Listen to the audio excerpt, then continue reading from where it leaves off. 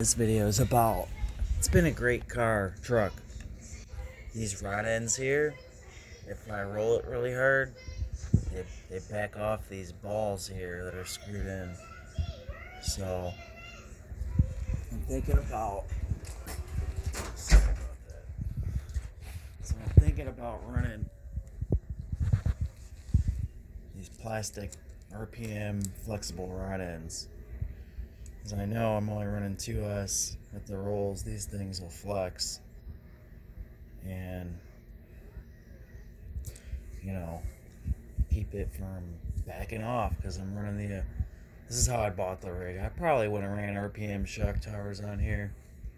But it came with the aluminums. Which I like them, they're very solid. But one thing I recommend is maybe putting a body post to it. Clamping it to the body. It is rather hard on the body if it flips hard. You might want to put some tape under here to cushion it a little bit if you don't have like a nice, like this creates some cushion. Same back here. This is just metal, like it slams. Maybe you want to just connect a single piece like I kind of have on my Stampede, but that's because it's a higher ESC mount and I had to do it. Something like that. I might have to do something like that, but then how would I do it? Keep it very low. It would have to be like, I don't know. I just deal with it because this one, it has to be higher with the ESC sitting up. It probably could be a little lower, but I wanted it higher in the back for speed runs, so it sits pretty level. When the S squats under load, it's level.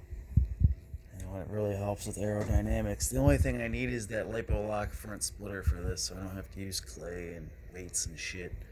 And it's more aerodynamic. I have the bumper on backwards to help not have as much of a incline. Anyway, back to those links.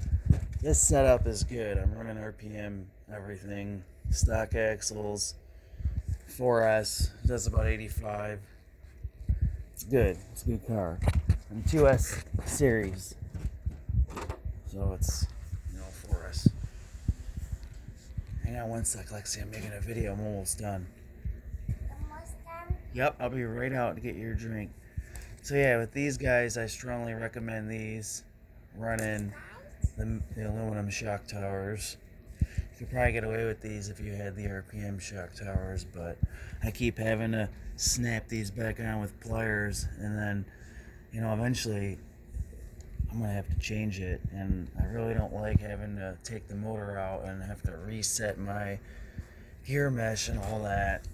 So, when I get tired of popping this back on with pliers, I'm just going to run these in the rear. The fronts haven't really gave me any problems, and plus it's a lot easier to work on. You just take the wheel off, but these have never popped off, just the rear with the additional weight, and then that's about it. I get tired of fixing these. I do have an extra rod end, I can put this on, but I know it's like a safety feature for it to pop off the ball when you hit too hard, but like I said, man, getting tired of fixing it, popping it back on every time I flip really hard, like if it does like a nice cartwheel. Nothing's bent, but if you got the metal shock towers, these guys might help you out. So that's what I'm going to do once I get tired of fixing that. To take the motor off so I can get this out without stripping it. You can't put it in at an angle or you're going to strip your stuff. And that's about it.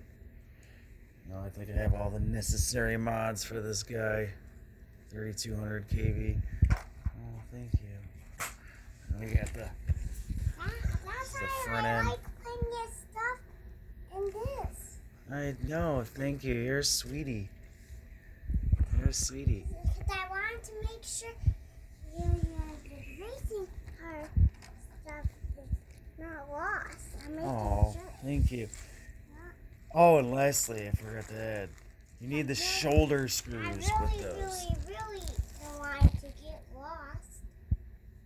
That's the only thing I discovered too, instead of I thought Really.